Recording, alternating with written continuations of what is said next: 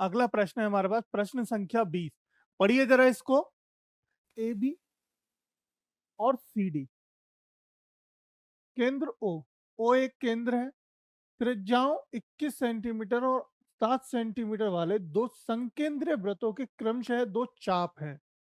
ठीक है, क्या है? दो चाप हैं। ठीक है, कौन से? ए बी और सी डी। किसी दो समकेंद्रीय, जिनके केंद्र दोनों के समान हो, एक ही हो, है ना। जैसा कि अभी हमने पीछे एक प्रश्न किया था जिसमें ये मान लेते हैं, ये हमारा एक एक व्रत और इसी के साथ हमारा एक दूसरा व्रत।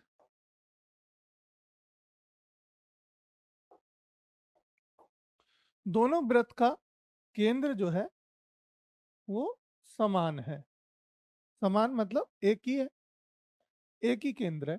अब इसकी दो चाप हैं। जैसे कि देखो, मैं अगर बात करूं इस तरीके से, या थोड़ा सा मैं अलग बना लेता हूं इसको, ऐसे। ठीक है, ये हमें दिया है ए बी, ये दिया है ए बी, और ये दिया है सी डी। ठीक है, ए बी एक चाप है, सी डी एक चाप है, इसका केंद्र ओ है। दोनों सर्कल का देखोगे तो केंद्र वही है, समान, सेम, एक, जो कि केंद्र पर 30 डिग्री का कोण बनाते हैं। और ये आकृति देखिए, यदि एंगल ए ओ बी बराबर 30 डिग्री है तो छायांकित भाग का क्षेत्रफल ज्ञात कीजिए। अब इसमें छायांकित जो भाग है बेटा, देखो आपको फिगर में नहीं दिख रहा होगा, बट इसमें जो छायांकित है वो ये वाला पोर्शन है। ये ऊपर वाला पोर्शन इसका छायांकित है। ठीक है, कोई बात नहीं, उसमें नहीं दिया है, मैं फिर से इसको कर दे रहा हूं, इसमें भी कर देते हैं। तो ये छायांकित है, उसका हमें क्षेत्रफल ज्ञात करना है। तो देखो, इसी प्रकार का हमने सेम प्रश्न किया था अभी, जस्ट सेम प्रश्न, जैसा अभी इससे पहले एक प्रश्न किया था, सेम प्रश्न है। इसने चित्र की आकृति अलग कर दी है बस। अब देखो यहाँ पे दो सर्कल है ना, दो व्रत है। तो छोटे व्रत, यानी कि छोटे व्रत की त्रिज्या बराबर है, त्रिज्या मतलब R1 मानते हैं, R1 बराबर है क्या? 7 सेंटीमीटर।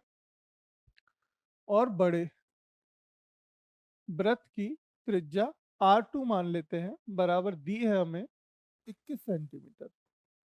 कितनी दी है? 21 सेंटीमीटर। ठीक है बेटा, देखो ये दे रखी है हमें 7, है ना। और जो बड़ी वाली त्रिज्या है, ये वाली, ये दी है हमें 21। ठीक है, ये 21 दी है और ये 7 दी है। तो हमें क्या करना है? छायांकित का क्षेत्रफल निकालना है। छायांकित का क्षेत्रफल निकालने के लिए देखिए क्या करेंगे।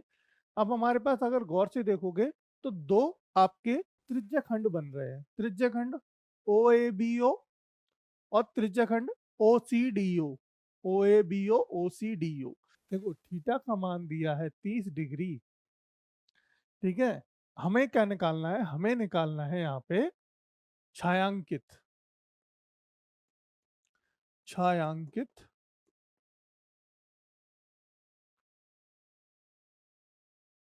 का क्षेत्रफल।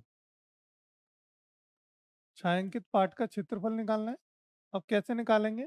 तो इसके लिए आपने क्या करना है, दोनों दोनों त्रिज्या खंड के अंतर, दोनों त्रिज्या खंड का अंतर हमारा छायांकित का क्षेत्रफल कहलाएगा।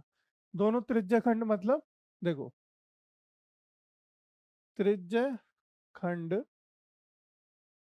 ओ ए ओ ए बी ओ, ठीक है, का क्षेत्रफल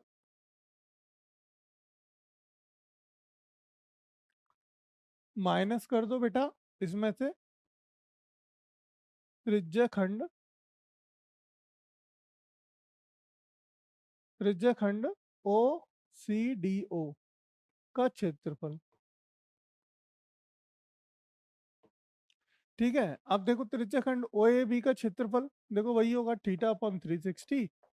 है ना, बड़ा है ये 360 इंटू पाई आर मतलब R2 का square minus pi theta upon 360 into R1 का स्क्वायर।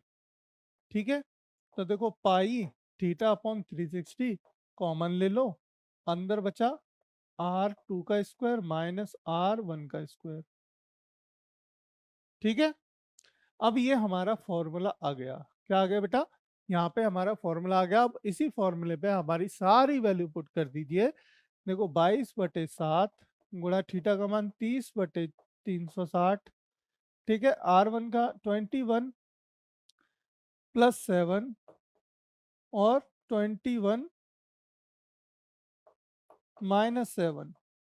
ये कैसे आया, ये आया आपका बेटा ए स्क्वायर माइनस बी स्क्वायर का फॉर्मूला होता है ए प्लस बी और ए माइनस बी।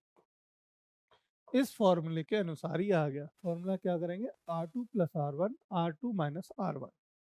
ठीक, सबको लिख लेते हैं पहले और फिर काटापीटी एक साथ करेंगे। 7 गुणा 360, ठीक है, गुणा ये कितना हो गया बेटा, देखो 28 और ये कितना हो गया, ये कितना बचा हमारा 14, है ना। अब करो, देखो 0 से कटा 0, 7 से कटा 7 चौक 28, है ना। 4 से कटा 4 नाम 36, 3 से कटा 3 तिया 9। ठीक है, क्या बचा आपका, बचा देखो 22 गुणा 14 बटा 3,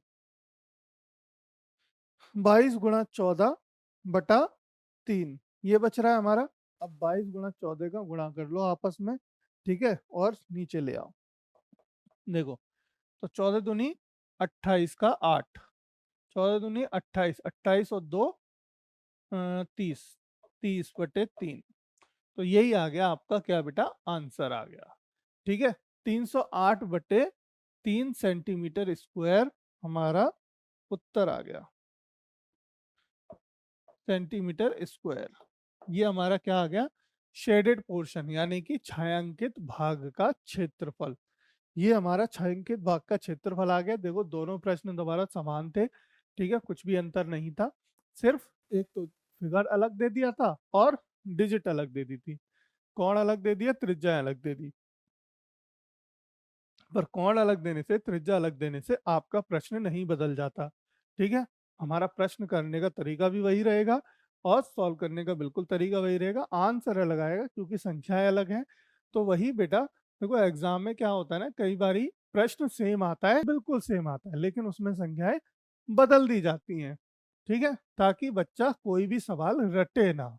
ठीक है, बिल्कुल ऐसे दिमाग में ना छापे कि चित्र देखो अरे ये तो वही वाला प्रश्न है, आपने जल्दी जल्दी जल्दी जल्दी जल्दी जल्दी उतार दिया और आंसर आपका गलत आएगा। गलत मतलब आपके अनुसार सही है पर आपने डिजिट देखी ही नहीं, ध्यान ही नहीं दिया। तो ऐसा बिल्कुल नहीं करेंगे मेरे बच्चों, हम करेंगे वही प्रश्न जो हमारा एग्जाम में आएगा। ठीक है, क्योंकि हम आपकी प्रैक्टिस करा रहे हैं, तैयारी करा रहे हैं, हर प्रश्न को अच्छे से तैयार करा रहे हैं, अच्छे से सॉल्व करा रहे हैं, जिससे आपको कोई भी दिक्कत ना हो।